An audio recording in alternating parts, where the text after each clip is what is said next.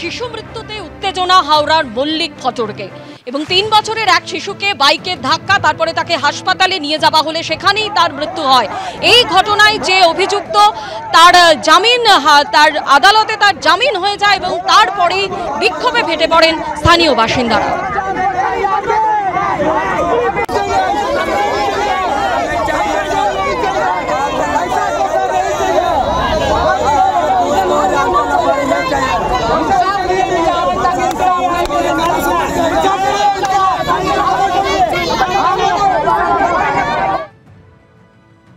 মালদার হরিশচন্দ্রপুরে তৃণমূলের ২ গোষ্ঠীর মধ্যে সংঘর্ষ, আহত হয়েছেন ৫ জন, আটক করা হয়েছে ৪ জনকে। রাস্তার ধারে একটি জমিকে কেন্দ্র করে এই বিবাদের সৃষ্টি। রাস্তার ধারে ৮ কাঠা জমি নিয়ে বিবাদের সূত্রপাত। জমি নিয়ে মজিবুর রহমানের সঙ্গে সরফরাজ আলমের গন্ডগোলের অভিযোগ। সরফরাজের বিরুদ্ধে জমি জবরদখলের অভিযোগ।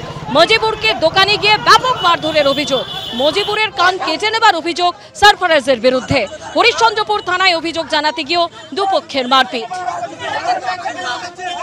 অভয়ের পরিবারের আবেদনে সাড়া রাষ্ট্রপতি ভবনের। এ বিষয়ে মুখ্য সচিবকে মেল করে ব্যবস্থা নেবার কথা বলা হয়েছে।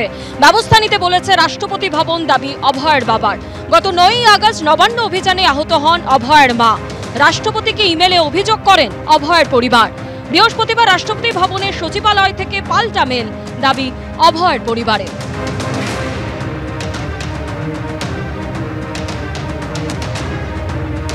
স্বরাষ্ট্র সচিব আমাদের সঙ্গে যোগাযোগ করো, সেটা বলা হয়েছে। যে স্বরাষ্ট্র, হ্যাঁ, রাজ্যের পশ্চিমবঙ্গ রাজ্যের স্বরাষ্ট্র সচিব আমাদের সঙ্গে যোগাযোগ করে। কে বলেছেন? রাষ্ট্রপতি বলেছেন। রাষ্ট্রপতিকে স্বরাষ্ট্র সচিবকে মেলটা পাঠিয়ে একটা চিঠি পাঠিয়েছেন যে আপনি এই পরিবারের সঙ্গে যোগাযোগ করবেন, এই পরিবারের সুবিধা অসুবিধাগুলো আপনাকে এবং যে মেয়ের ন্যায় বিচারের জন্য যে চেষ্টা করছেন তার সহযোগিতা করবেন। আরিয়াদহের পর এবার কামারহাটি, জয়ন্ত সিং এর পর এবার রোহিত সিং এর বিরুদ্ধে দাদাগিরির অভিযোগ। মদ খাবার প্রতিবাদ করায় ওই ব্যক্তিকে মারধর করা হয় এবং তিনি এই মুহূর্তে স্বাগত দত্ত মেডিকেল কলেজ হাসপাতালে ভর্তি রয়েছেন। যে অভিযোগ উঠেছে যে 25 নম্বর ওয়ার্ডে মদের ঠেক, নিয়মিত সেই মদের ঠেক বসত, প্রতিবাদ করায় মারধর করা হয়।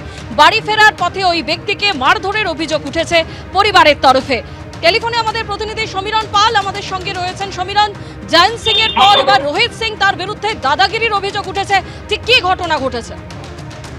দেখো, তুমি জানো যে কামারহাটিতে জয়ন্ত সিং এর বিরুদ্ধে অভিযোগ উঠেছিল এলাকায় অত্যাচার চালানো এবং দাদাগিরি। শুধু তাই না, এই মুহূর্তে জয়ন্ত সিং জেলে থাকলেও তার অনুগামীরা এখনো সক্রিয়, মাঝে মধ্যেই হামলা চালানোর ঘটনা ঘটে। ঠিক একইভাবে বেলগড়িয়া এলাকায় অর্থাৎ কামারহাটি পুরসভার 25 নম্বর ওয়ার্ডে জয়ন্ত সিং এর পর এখন রোহিত সিং এর নাম সামনে এসেছে।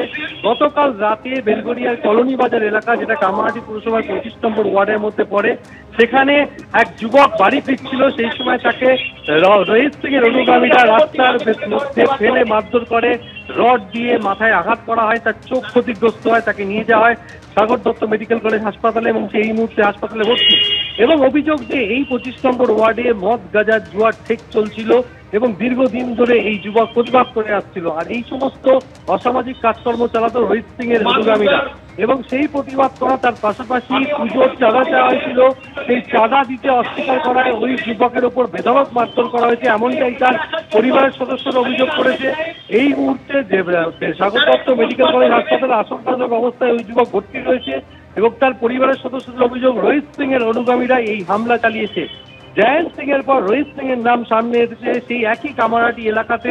আর এই ঘটনায় এলাকায় চাঞ্চল্য ছড়িয়ে পড়েছে। ইতিমধ্যেই রোহিত সিং সহ 6 জনের নামে পরিবারের তরফ থেকে বেলগড়িয়া থানায় অভিযোগ দায়ের করা হচ্ছে। তদন্ত শুরু করেছে বেলগড়িয়া থানার পুলিশ। তদন্ত নিয়ে পুলিশ জানাচ্ছে যে কোনো চাঁদা শুরু হয়নি। কালী পুজোর কমিটি গঠন করাকে কেন্দ্র করে গত বছরও গন্ডগোল হয়েছিল এবং তাতে কয়েকজনকে গ্রেপ্তার করা হয়েছিল।